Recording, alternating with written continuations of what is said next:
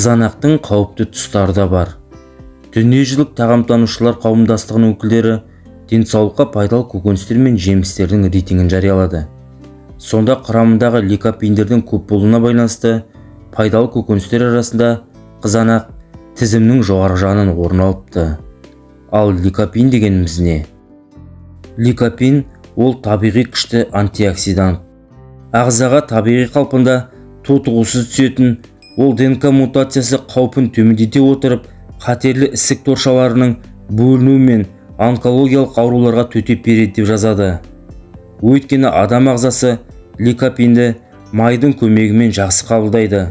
Сондықтан қызанақ салатына міндетті түрде зәйтүн майын қосқан пайдалы.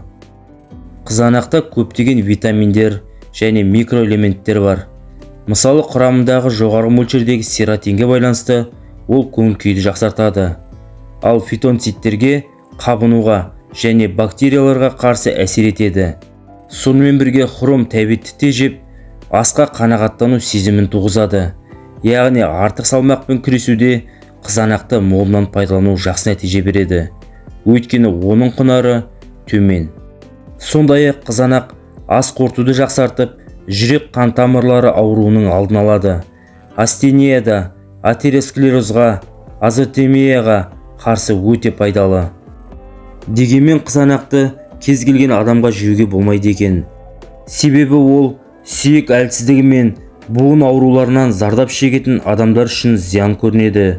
Өйткені ол адамның ағзасында кальцийдің жиналуына, бүйректе тастың пайда болуына, тіс эмалінің эрозиясына соқтыруы мүмкін. Сондықтан оның құрамындағы қышқылдар жоғарыдағы ауру белгілері бар адамдарға кері әсер етеді.